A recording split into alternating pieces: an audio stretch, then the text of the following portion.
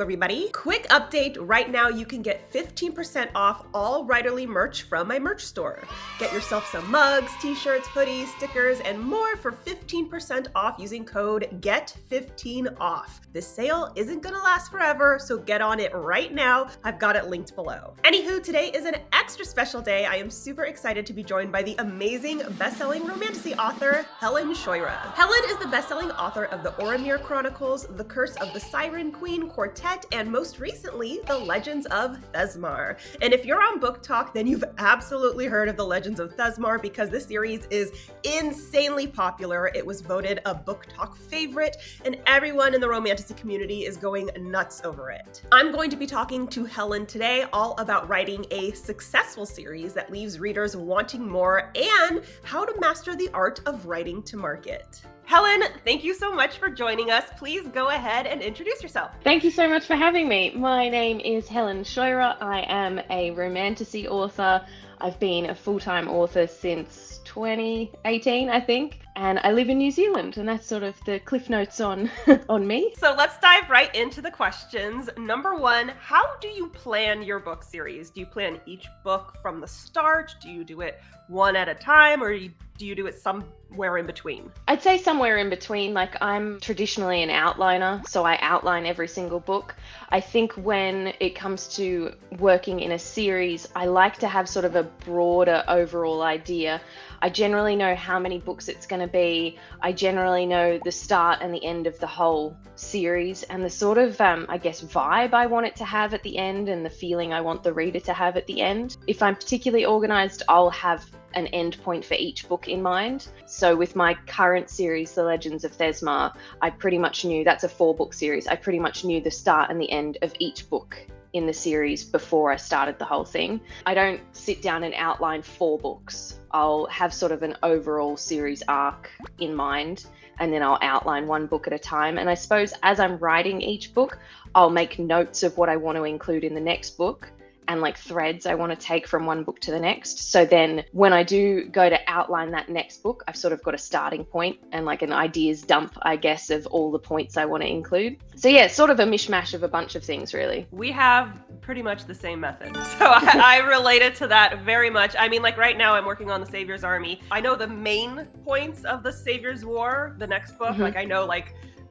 3 of the main points and how it's going to end. But while I'm writing The Savior's Army, I come up with little ideas and, I have a little thought dump for The Savior's War so that when I go to start it, I can fully outline it. But right now, I absolutely do not have a full outline. So we have very similar processes. Yeah. And I mean, things change. Like as you write each book, you'll come up with more ideas and you'll want to weave things through. And so like, as much as I'm a planner and an outliner, I think I do enjoy having that little bit of freedom to then take that spark that comes with the actual writing process and, go with the flow for when it is time to outline the next book. So the second question, a lot of writers interpret the term write to market as regurgitate a series that's already popular, which is not what it means.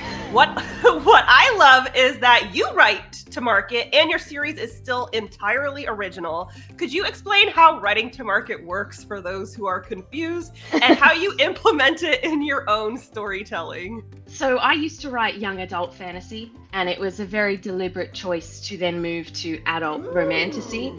And that was my sort of, getting a feel for the market, knowing what was a bit more lucrative, reading the bestseller books and sort of compiling that information.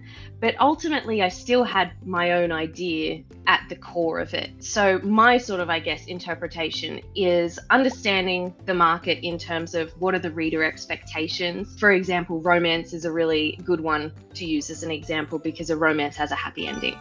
And, we could go into a whole other conversation about how that looks over the course of a series. But ultimately, if it's a romance, it has a happy ending. Writing to market is all about understanding the genre and the reader expectations and sort of layering that in with your own actual concept. It's not about rewriting what someone has done previously. It's about taking those popular tropes like enemies to lovers, rivals to lovers, forbidden love, all that kind of stuff. Like, no author owns those tropes. Those tropes are free for the taking. And incorporating those and understanding the market and the reader expectations and sort of, making a collage of that with your own idea. That's sort of my interpretation of writing to market. That's how I approach it, really. So I'll have an idea for a story. Usually it's an idea for a series. What tropes are popular, what tropes are expected in particular genres. Also, what tropes do I like writing? Because I'm not going to write a trope.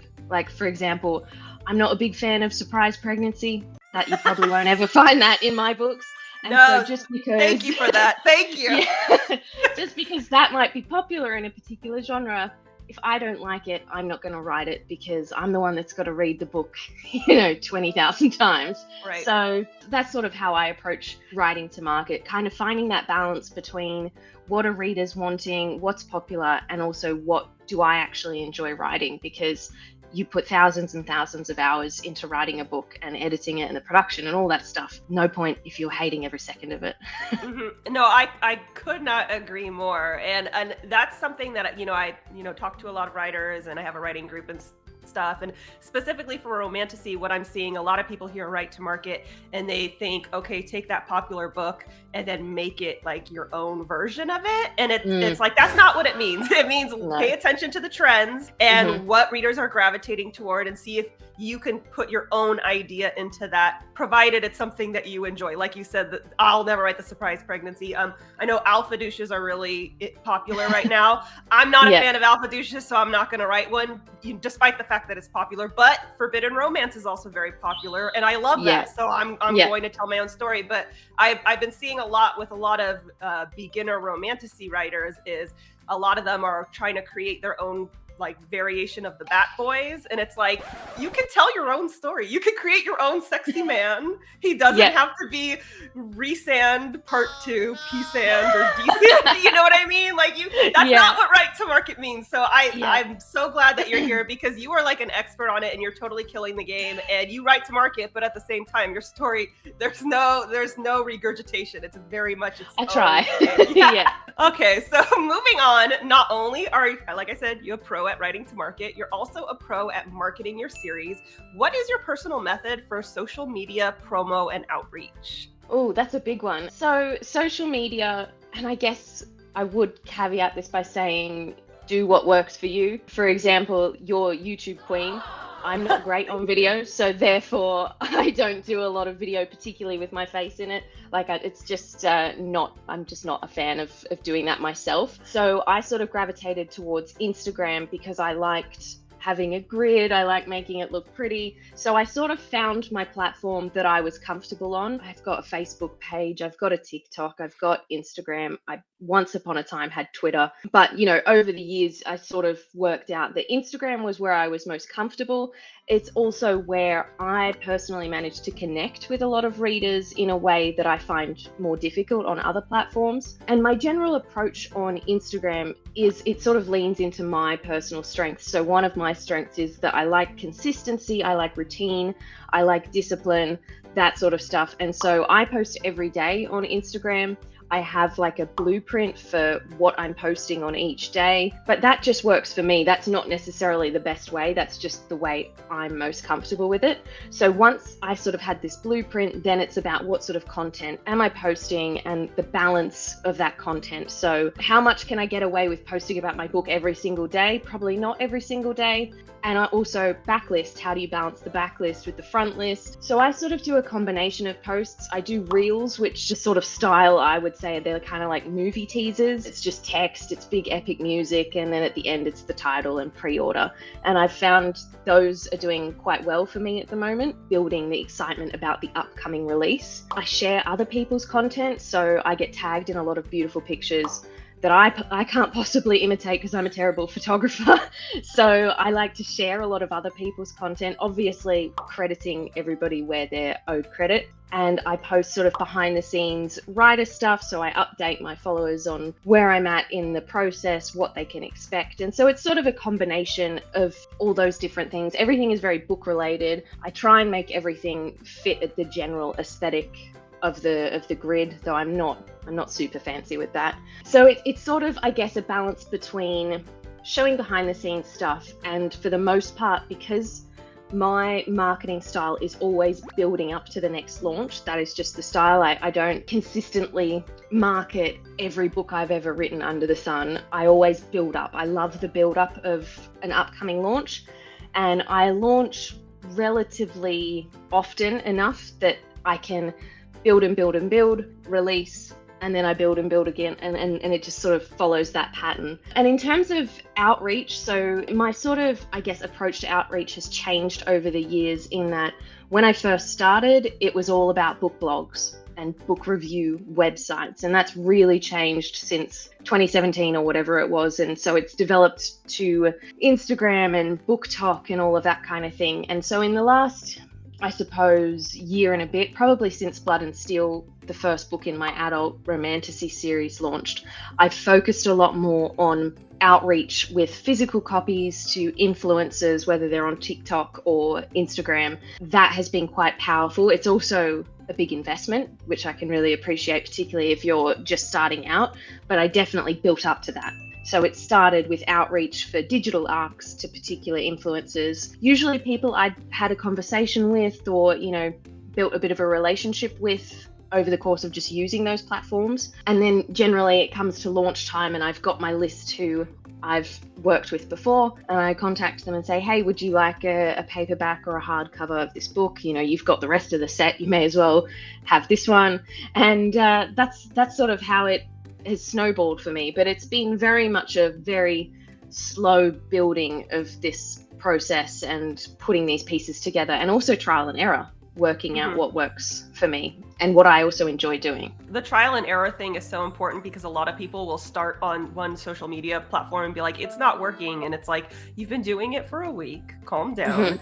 And then also it's like, well, there are other platforms to choose. Like my first video on YouTube wasn't a smash success. It took months to get there. Like, chill out. Of course. I'm getting shiny. It's the Puerto Rican Sicilianness, but this is all the behind the scenes stuff that doesn't end up in the video. Although sometimes my editors put it in the video to be silly. They're like, haha, look at Jenna being stupid. Speaking of series marketing, do you have a pay for play advertising method, and how does it work? I guess I've dabbled in a couple of things over the years. The main one that has been consistent throughout my career has been Amazon ads, or otherwise known as AMS, but I'm certainly not an expert at those. I kind of do a very baseline effort of what I can do and what I can convert. And also I don't want to spend my time on advertising platforms for the most part. I have tried Facebook ads before, and I actually did get them to work. I just didn't enjoy the constant management of them, and having to use Facebook as the ads platform, Amazon attribution as the tracking link, and then Notion for putting all your data in, and having so many different platforms. I was just like, it's not for me. So I've sort of just stuck with AMS over the years. And again, very basic. I've read a couple of books on it. I think I did half a course one time. I find it very tedious, hit and miss. Tedious and hit and miss. Like what works one day won't necessarily work the next day, and you can have fantastic ads for a week, and then the next week they just drop off the face of the earth and you don't know what happened. So I think there is an element of pay to play, unfortunately. And I mean, you could apply that even with the influencer marketing. You've got to have a bit of money in order to be able to send things out and that sort of stuff. But in terms of advertising, I sort of keep it at doing the bare minimum, and that's mainly because I don't enjoy it. Yeah, this makes me feel a little bit better, because I downloaded a course on Facebook advertising maybe a year ago and I still haven't taken it. So I feel better, because I'm like, I just start and I'm like, God, this is so boring. And then all the books that, whenever I read books about pay for play advertising, they're like, don't worry, just spend a few months practicing and then you'll eventually nail it. And I'm like, I have to spend months practicing before I'm ever gonna out. Exactly. And months practicing, but also months of potential spend that you're not going to get back because you're testing. For a lot of people, that's not really an option to spend $100 a week or a day or whatever the new advice is at the moment, just seeing what works. That's a luxury a lot of people don't have. So it is a tricky one, the pay to play. Right, exactly. So our next question for newbie writers who are just starting their very first novel, do you recommend standalones or series or a little bit of both, and why? It depends on what genre they're writing, to be honest. I would take a look at, like, I don't think one is necessarily easier than the other. You know, for fantasy romance, I think for the most part, series is the way to go. But I can understand that a series might be a daunting prospect for someone who hasn't written the first book yet. But I guess in saying that, like, you could always experiment with writing novellas and short stories before taking the big plunge into a full-length book. For example, a thriller, that would, to me, be an instant standalone, or at least a series of interconnected standalones. Whereas there are other genres like fantasy, epic fantasy, that lend themselves better towards a series. And again, it is about understanding the market and the reader expectations, and I suppose what you as the newbie author wants in terms of your goals and your aspirations. Because if you just want to write a story, write whatever you want, but also, you know, interrogating the story idea. Do you have enough content to go across multiple books if that's what you want to do? Do you want a career as a thriller author or a fantasy author? Because then it's also about the learning curve and the learning process, about writing that first book and how then you're going to extrapolate that over the course of a career and, you know, that kind of thing. So frustratingly, it's one of those it depends answers. Yeah. I mean, that's the truth of it. You know, I've never, I mean, the only kind of thriller or mystery series that I see, they're all episodic. And in those cases, they could all exist as standalones, but it's like a new story every time. Whereas something like romantasy, I can't think of any romantasy standalones that I've seen. I'm sure they exist, but it's not the most common thing. It's usually, you know. Yeah, I think so. Like there's quite a few interconnected standalone romantasies, like whether I've done one that's a part of a multi-author series. Right. So we each had the theme enemies to lovers and we wrote a standalone. But funnily enough, my standalone can actually be read as a prequel to my main series. And so even if you are writing a romantasy standalone, I think the chances are that it will have breadcrumbs and threads that either weave into a longer series or, you know, a broader interconnected series of standalones in that world. Like I know Elise Cover has her Married to Magic series, which is all different couples and all different stories, but they're tied in together with the same theme. So I suppose that's the example that comes to mind there. But I think generally speaking, you're right in terms of series and romantasy. That's kind of the expectation. Right, usually either like an overarching series or some kind of episodic series like the Married to Magic and whatnot. So next question, you've also had your books featured in special edition book boxes. What does the process usually take with those sort of endeavors? The special edition stuff is relatively new to me. It's not something that I actively sought out. Luckily, I'm very fortunate that those opportunities have come to me. I'll get an email from a special edition publisher, and right now I've sort of forwarded all that on to my agent because I've done enough of them now that they've all got their own exclusivity terms and, you know, different legal stuff that maybe is not best handled by me. So I give it to my agent and we sort of go from there. But the couple that I've done, like this is, you know, other one, this that one there, that's a special edition of Blood and Steel. That was with the special edition publisher in Australia, Bookish and Spice. And that process, you know, sending me design concepts, brainstorming artists together, it was very collaborative, which was really fun because a lot of this stuff as indies we do by ourselves when it comes to like the regular editions of our books. So it was really nice to be able to talk to Michaela, who's the publisher. You know, she was like, who's your dream artist? And I said, oh, Beth Gilbert. I've always wanted to work with Beth Gilbert. And Beth Gilbert did the illustrated end pages, and it all just looks really beautiful.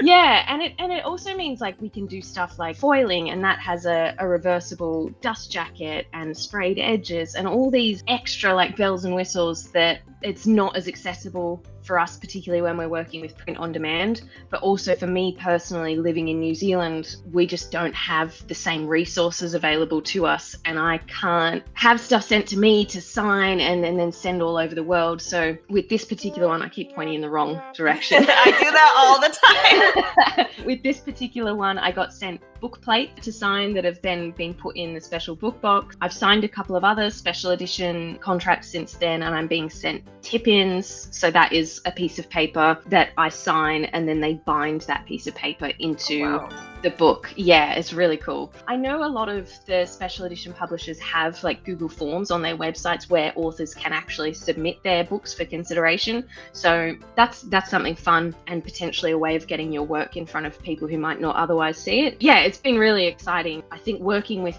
the artists has been particularly fun for me because, you know, there's a limit to what we can do with print on demand. So yeah, it's been really cool to see. I'm still stuck on Beth Gilbert because I love her art. Her art is so good. That is so exciting. Yeah.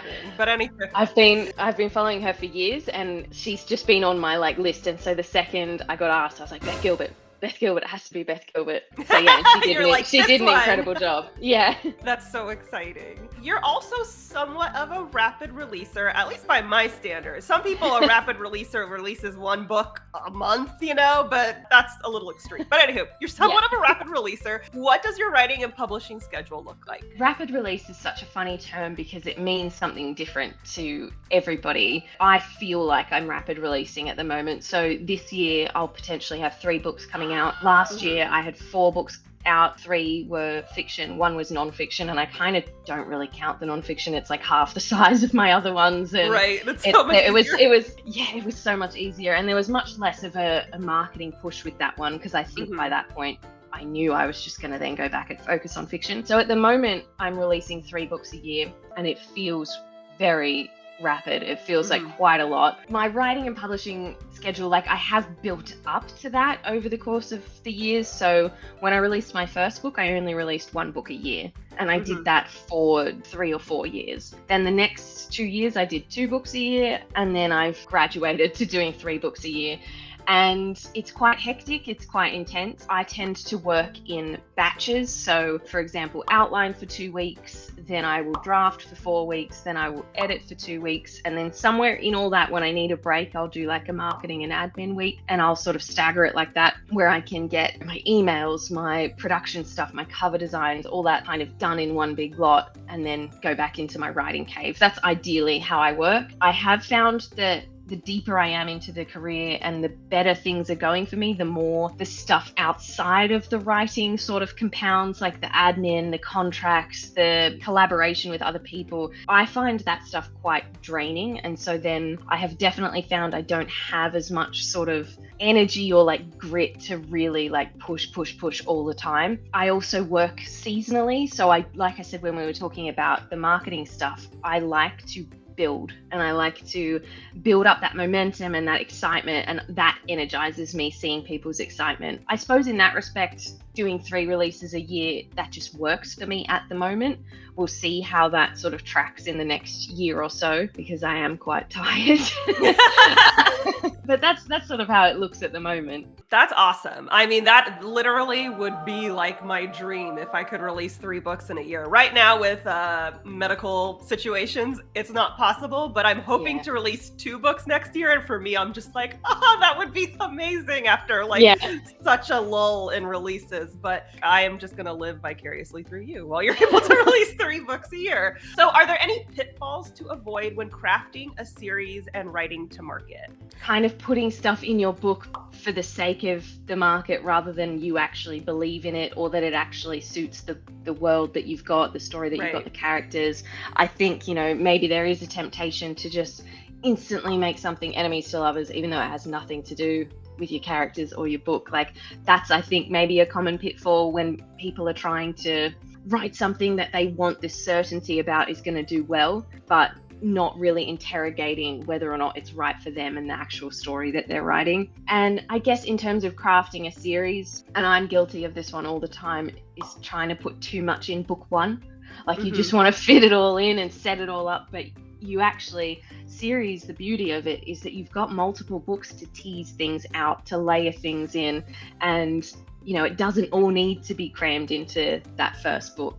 And then maybe like not having a full understanding of the readership and the market, and maybe disappointing people because you didn't do that initial research.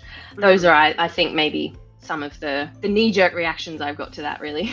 I'm glad you touched on people putting in tropes that like just don't work, because one thing that I've seen a lot of is people are like, I want this to be a forbidden romance. And so they're like, we can't be together. Why? For reasons. you know, like they Yeah. just throw the trope in, but they don't like, oh my goodness, Butter. She's just like, oh, pay attention to me. They just throw the trope in there, but they don't really like create the characters to fit the trope. I've seen a lot of enemies that We hate each other. Why? Because Yeah. we do. Yeah, they feel slapped on. Yeah. this is not how it's supposed to go. But yeah, that is a problem that I've seen a lot of people do. And you know, it's Yeah. fine to add the tropes, but make them make sense. That's all. Yeah, and maybe understand like the beats of Mhm. the tropes themselves, because I mean, some tropes, you know, like only one bed, that's pretty straightforward. There's only one bed. Oh my god, forced proximity. That is a scene within a book. Whereas enemies to lovers is a trope that takes you across the course of an entire book, or potentially over the course of an entire series. And so if you don't know the different beats, like, you know, the setup, why are they enemies, the meet cute, and framing them as enemies, then all those different points along the way, if you don't understand that, you're going to miss the mark, and you may as well not have put it in. Right, exactly. And I think enemies to lovers is actually, it's one of the most popular tropes, but it's also one of the ones that a lot of people don't understand when they get into it. Like you talked about, like them earning each other's respect. That, in my opinion, is one of the most important parts of the enemies to lovers, because that's how they transition from enemies to lovers. And that's the one that's the step that I see skipped the most, where it's like, you treated me like shit, but now I love you.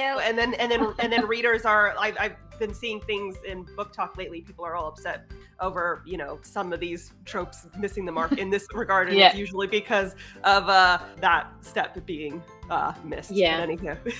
So, anywho, moving on. Do you have anything new and exciting coming out that you would like to share for the audience? Depending when this goes live, I've got the series finale of my series, The Legends of Thesma. So that's my adult romantic fantasy, epic, sprawling world, monsters, all that kind of stuff. So I've got the finale of that coming out on the 20th of June, and that's probably the big, you know, the big thing I've got this year. I haven't announced what's coming next, but it's a series finale. There's always a bit of a bang with that, so that's probably so the main thing. Yeah. Congratulations! That is super so exciting. Yay! Celebrate, Butter! Celebrate! Yay! Well, thank you so much for joining me. It's been such a pleasure. Please tell everyone where they can find you online and where they can buy your books. Sure. Well, firstly, thank you for having me. It's been a blast. Always nice to start my morning talking about books and marketing. Where can people find me? HelenScheuerer.com is my website. There's a bunch of stuff on there.